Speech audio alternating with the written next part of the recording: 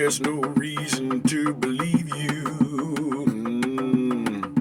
Not on faith alone, no, no, no, no, no, no. That what's truly going on is known by anyone else. Anyone else. There's no reason to accept it. Not on faith alone, no, no, no, no, no, no. That the blanks that you are filling may just be a warping and stretching, warping and stretching. And yet there's no reason to deny you. Not on fear and doubt, no, no, no, no, no. There's no reason to ignore you. Not on fear and doubt, no, no, no, no, no, no. 'Cause you may not know everything. You may not know everything. But not knowing's not stopping you. Not knowing's not stopping you. So I'm sending out an invitation to the Department of Signs and Wonders and Time Travelers and anyone else. Anyone else.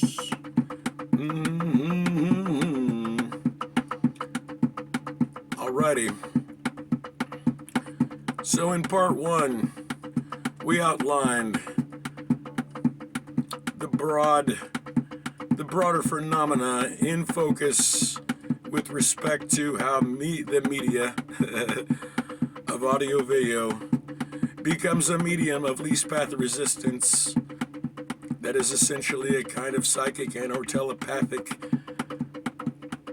quantum simultaneity, and so on and so on.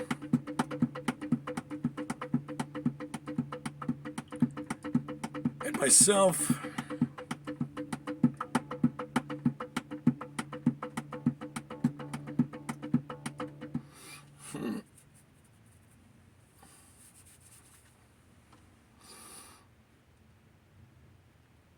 let's think about this for a second.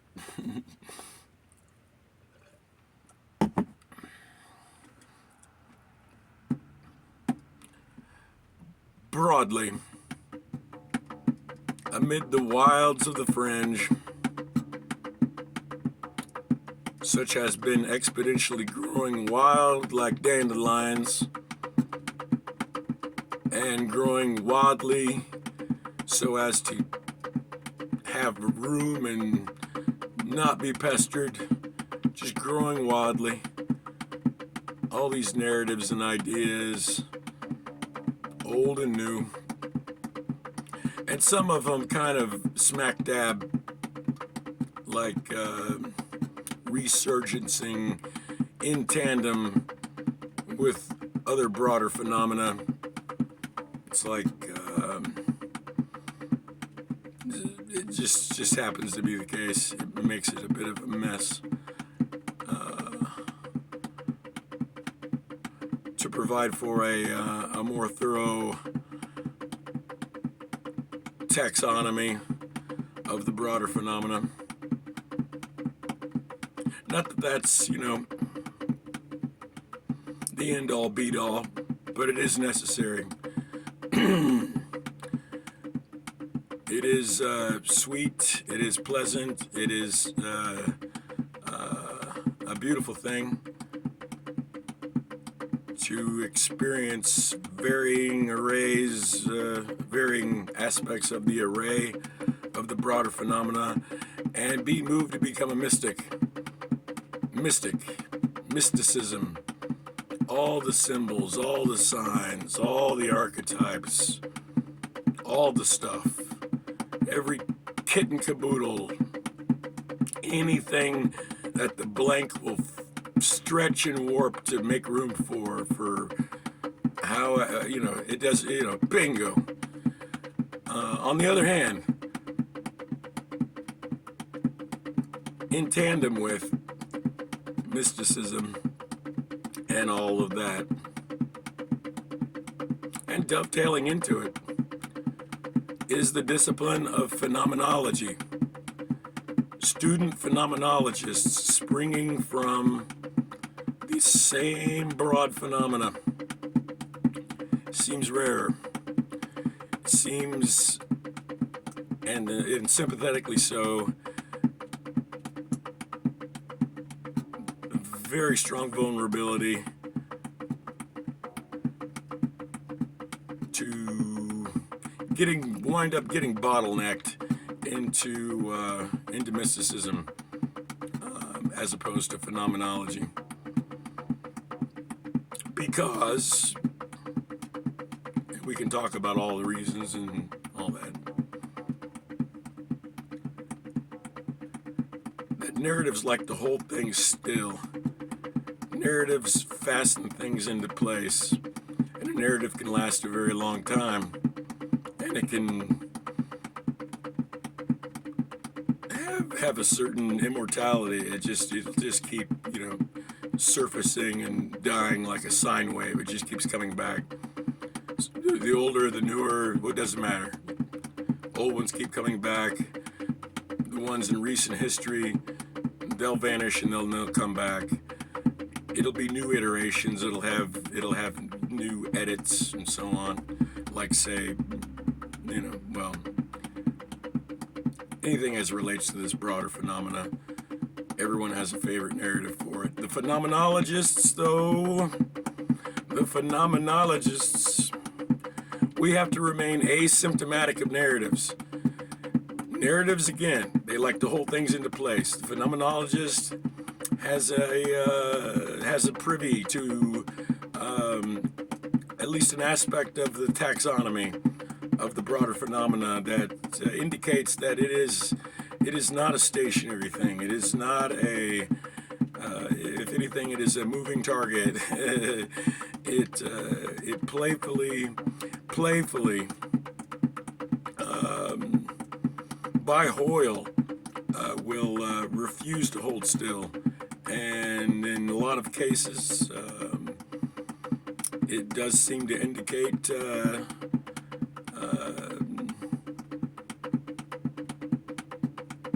even merely as another narrative, to say that it indicates that the broader phenomena, maybe what's behind it all, in its reflexivity or whoever knows. This is all babble. But that it has been growing in tandem with us, and it wears our archetypes like costumes, and that is why the blank seems to warp and stretch to fit anything. It's like, yeah, sure, yeah, I'll be your god, I'll be your angel, I'll be your demon, I'll be your ghost, your spirit, the ancestors, I'll be aliens, I'll be the men in black, I'll be this, I'll be that. And meanwhile, suspiciously remains aloof as to what it actually is, which in often cases, because of the grand scale of which appears to be the effort put into certain signs and wonders, it's almost more indicative of the archetype of a jinn or a genie than it may be, I don't know, can only just myself fill in the blank about it. Doesn't matter. None of it matters. We're talking about phenomenology, so we have to proceed slowly, plodding along.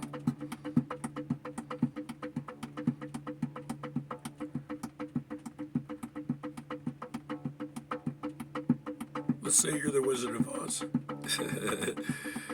You're Oswald. You're in a hot air balloon. There's a gale storm. Amid that gale storm, and why are you up there anyway? You're crazy fellow, bound to bump into all manner of novelty, and hailstorm sweeps away your balloon. You wind up landing it in an enchanted land, and the first people you meet there that help you out, set you up, even though you're an eccentric lunabat, they set you up in the Emerald fucking City. These are witches. These witches help this wizard out. They set him up in the Emerald City and let him do his thing there.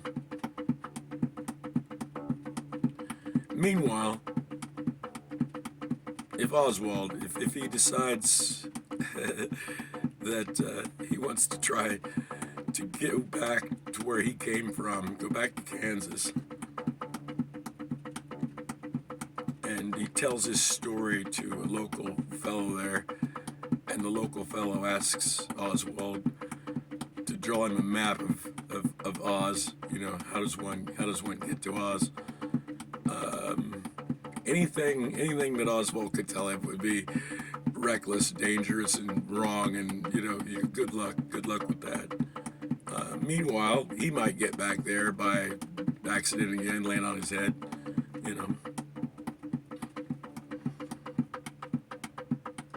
Anywho, so I've got a little time away. As of today, late April 2026, Session 3, sending out an invitation to the Department of Signs and Wonders, to time travelers, to anyone else. And a comical likelihood that it will be the focus here. And sorry for tinkering and beating around this acoustic guitar about the whole business for ages. To say, and yeah, I'm a little fucking high.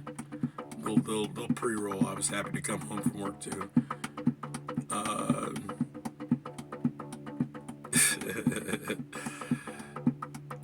Okay, so if what we're dealing with here, phenomenologically, that time and distance are no really limiting restrictive factors in relation to the transference of telepathic and or psychic gifts and talents, and the array of the broader phenomena that facilitates, allows for, makes all that permissible. Well, that's happening presently, and experientially one can clock that as it comes, and make their own notes about it.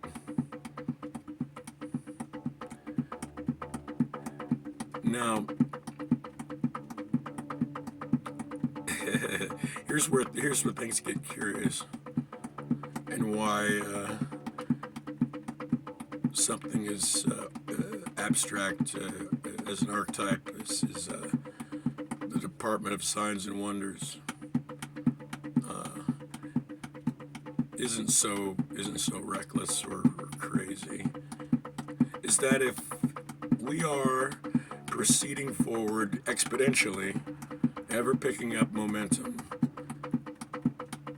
becoming more and more familiar with this broader array, and getting broader day by day of the phenomenon, then the future, our future, whether that be years from now, decades from now, longer than that, proceeding forward, no reason at this point to drop a pin on when the exponential process ceases and, either slows down or just stops at all. One at this point would say, there is no ceiling really, and could only see potential, maybe logically, who knows why. One might think that it'll gradually peter out and not, become a kind of sine wave unto itself, and maybe resurge later with an acceleration. But as presently, one can imagine a future into which these gifts and talents and the things that we are still in the Tales to Astonish stage of much of it will be an easy thing to manage.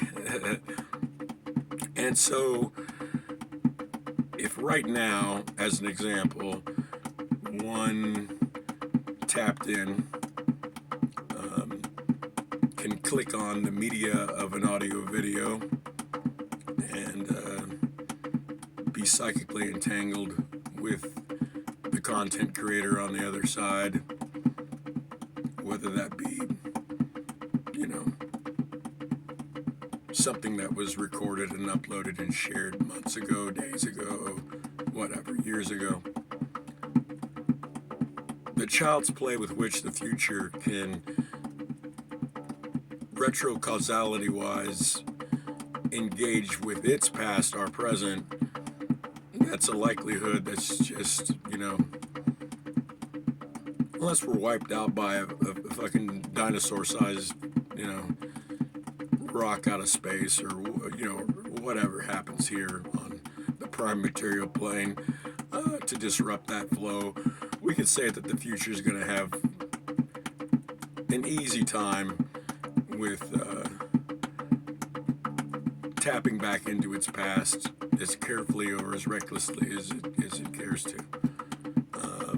And that it's going, right now we can gauge that if that is indeed the case, the future is tuning into its past, our present, and looking at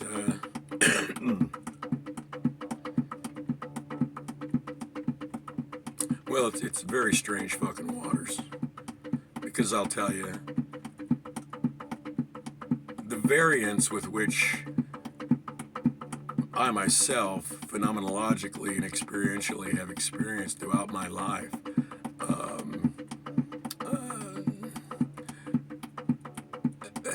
leaves me not merely as I don't even have a choice in the matter. I must remain asymptomatic of narratives for what seems to me a variance that only describes a kind of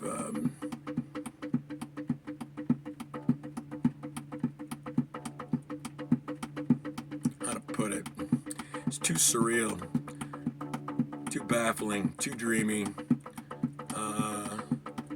too playful.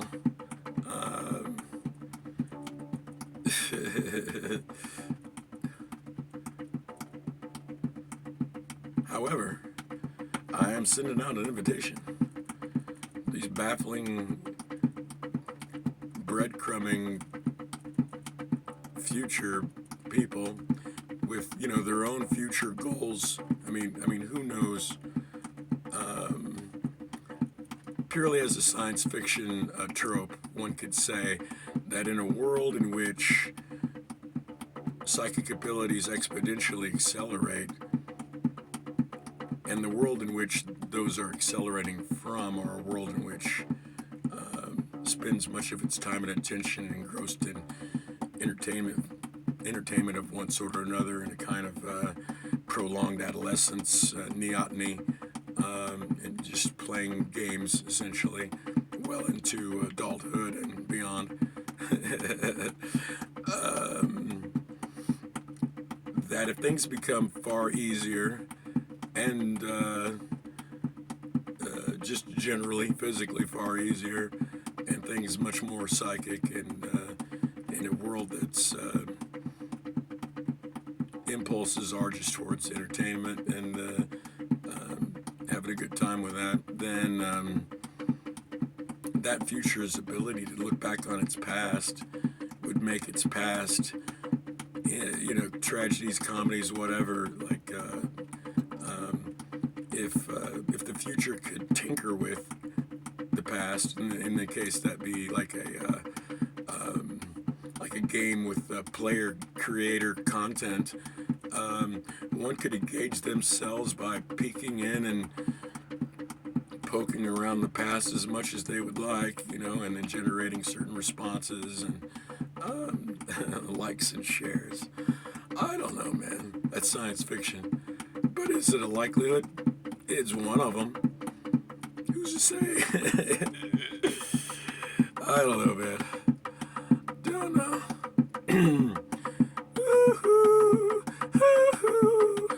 I don't know. Presently, though, phenomenologically, there's much on the table. There is much in play that is that it's a stalwart practitioner of phenomenology would have a bottomless amount of work to do. And so, as to time travelers and anyone else and the Department of Signs and Wonders, all I can really say at this point is synergy and further, even if it's just purely on a purely subjective, isolated scale, the exponential nature to the unfoldment and immersion needs to be scarier.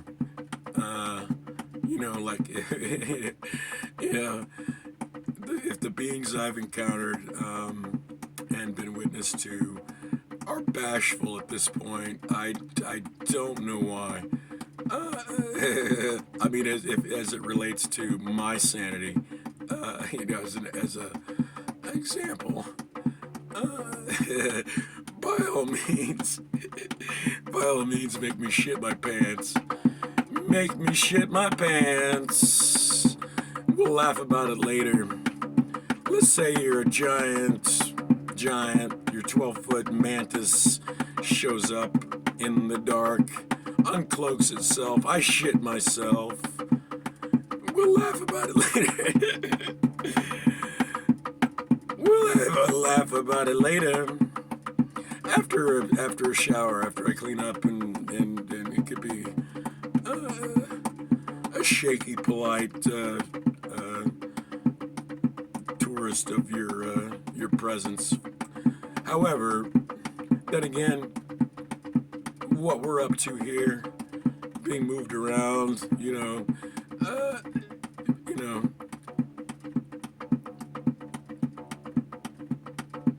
being moved around like little pieces to do different things, and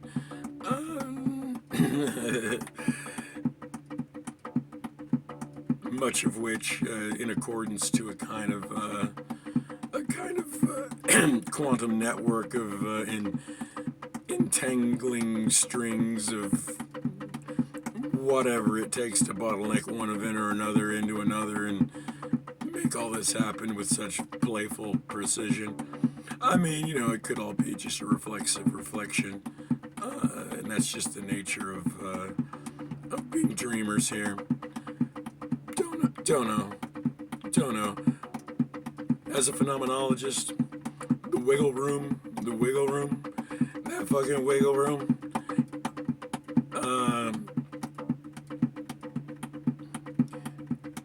Again, I adore mysticism, but the phenomena needs taxonomy, even if that won't hold any, hold still for near as long as some of the more mystic narratives. Even if phenomenology at this point, or whether it's phenomenology or poetry, is not going to describe this thing.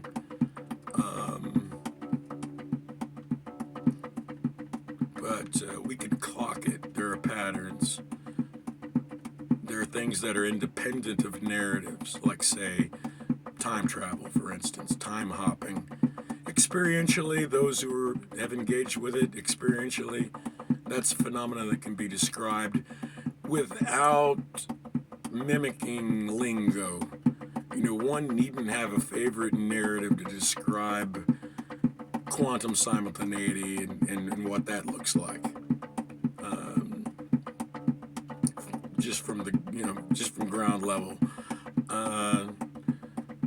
Certainly there is lingo that provides a means of making that shareable amid communities.